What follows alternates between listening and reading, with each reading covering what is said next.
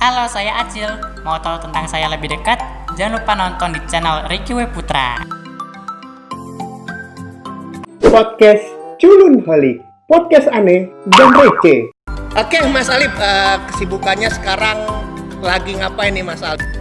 Oke, kesibukan aku tuh selain bikin konten, aku masuk kuliah juga sekarang. Jadi lagi sibuk belajar lagi di kuliah.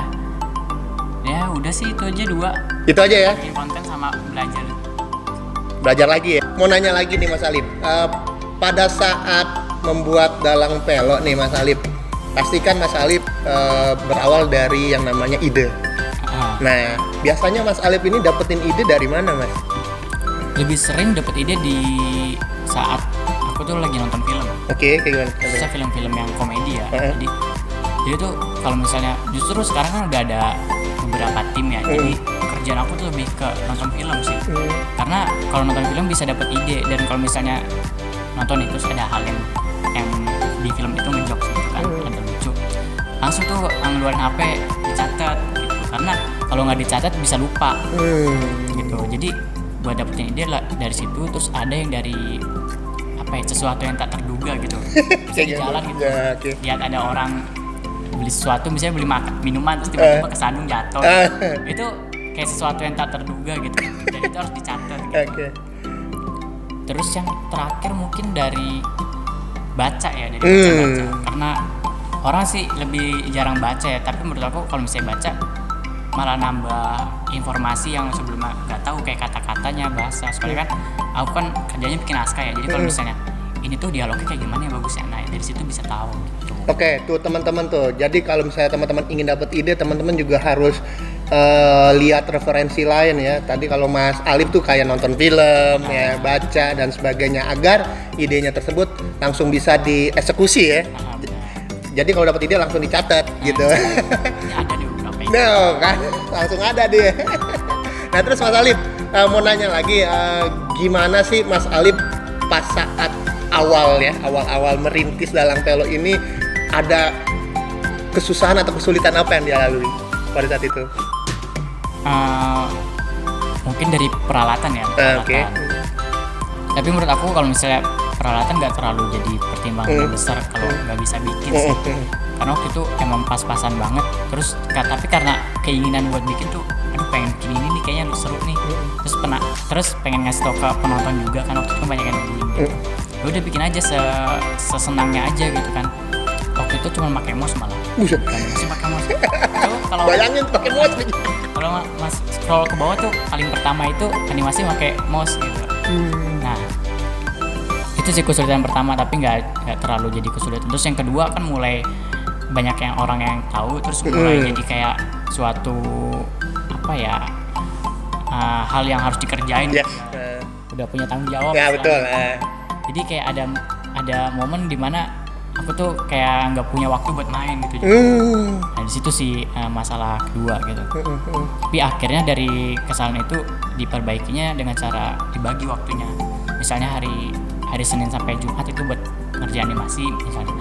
Terus ya kalau misalnya diajak main sama teman, ya teman harus kayak dikasih tahu juga biar ngerti. Oh ya hari ini ada kerjaan, jadi kalau mau main hari Sabtu sama Minggu. Tapi alhamdulillah sih teman-teman aku selama ini ada yang ngerti ya. Berarti sekarang lebih memanage waktunya ya Mas Alip ya. Jadi lebih tertata rapi, kapan harus bikin animasi, kapan harus main dan sebagainya gitu ya. Nah terus Mas Alip, yang ingin saya tanyakan kembali, sekarang platform dalang pelok tuh ada di mana aja Mas? Yang pertama tuh ada dari Instagram ya. Yang pertama Instagram, terus YouTube ada, selain YouTube ada TikTok juga yang baru dibikin. Terus waktu itu sempat bikin stiker line, Terus baru-baru ini juga bikin buat Twitter juga sih. Sebenarnya nggak terlalu penting-penting banget kayak sosial media seperti Twitter, soalnya kan itu jarang banget. Iya. Oh sama satu lagi Facebook. Oke. Itu karena biar misalnya upload nih video di channel utamanya tuh channel di YouTube-nya. Nah, itu langsung di-share ke semua sosial media gitu. Biar orang-orang misalnya yang dari warga Twitter misalnya gitu. Instagram tahu sih. Nah, saya pengen nanya lagi nih ke Mas Alif.